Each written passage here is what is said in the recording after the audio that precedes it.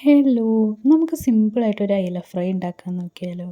അതിനായിട്ട് നമുക്ക് ആദ്യം 3 അല്ലി വെളുത്തുള്ളി, ഒരു ചെറിയ ചുവന്നുള്ളി, ഒരു ചെറിയ കഷ്ണം ഇഞ്ചി എടുക്കാം. ഇതെല്ലാം നന്നായിട്ട് ചതച്ചെടുക്കുക. ഒരു പാത്രത്തിലോട്ട് 1/4 ടീസ്പൂൺ മഞ്ഞൾപ്പൊടി, 3/4 ടീസ്പൂൺ നല്ല എരിവുള്ള മുളക് പൊടി, ആവശ്യത്തിന് ഉപ്പ്, അര നാരങ്ങേനേക്കാളും കുറച്ച് കുറവ് നാരങ്ങയും നന്നായിട്ട് പിഴിഞ്ഞ് ചേർക്കുക. പിന്നെ നമുക്ക് കുറച്ച് വെളിച്ചെണ്ണ ഒഴിച്ച് കൊടുക്കാം.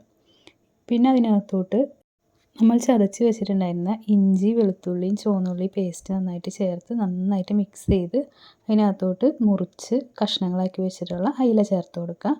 കൈ വെച്ച് തന്നെ നന്നായിട്ട് മിക്സ് ചെയ്ത് ആ മസാലയൊക്കെ മീനിലോട്ട് നന്നായിട്ട് ആവുന്ന വിധം തേച്ച് കൊടുക്കുക. ഇങ്ങനെ ഗ്യാപ്പിനകത്തോട്ടും ഉള്ളിലോട്ടും ഒക്കെ നന്നായിട്ട് മസാല തേച്ച് കൊടുക്കുക. എന്നിട്ടൊരു 15 മിനിറ്റ് അത് റെസ്റ്റ് ചെയ്യാനായിട്ട് വയ്ക്കാം. അതിന് ശേഷം ഒരു പാൻ എടുത്തിട്ട് ഇങ്ങനെ കറിവേപ്പില അതിനകത്തോട്ട് നന്നായി അടക്കി വെച്ച് കൊടുക്കുക. അതിൻ്റെ മുകളിലോട്ട് നമ്മൾ കുറച്ച് കുറച്ചായിട്ട് വെളിച്ചെണ്ണ ഒഴിച്ച് കൊടുക്കുക. ഒരുപാടൊന്നും വേണ്ട, കുറച്ച് മതി. അതിന് ശേഷം സ്റ്റൗ ഓൺ ചെയ്ത് അത് ചൂടാക്കിയെടുക്കുക. ഇങ്ങനെ ഫസ്റ്റ് ചെയ്യണത് എന്തിനാണെന്ന് വെച്ചാൽ ഓയിൽ കറക്റ്റായിട്ട് അതിനകത്ത് സ്പ്രെഡായിട്ട് കിടക്കാനും സൈഡിലോട്ടൊന്നും ഒലിച്ച് പോകാണ്ടിരിക്കാനൊക്കെ അത് ഹെൽപ്പ് ചെയ്യും.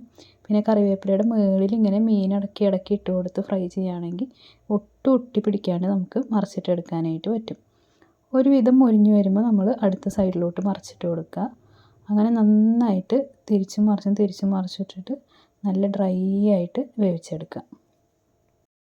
വീഡിയോ ആദ്യമായിട്ട് കാണുന്നവർ പ്ലീസ് ഒന്ന് ലൈക്ക് ചെയ്യണേ. അതുപോലെ നമ്മുടെ ചാനലൊന്ന് സബ്സ്ക്രൈബ് ചെയ്ത് സപ്പോർട്ട് ചെയ്യണേ.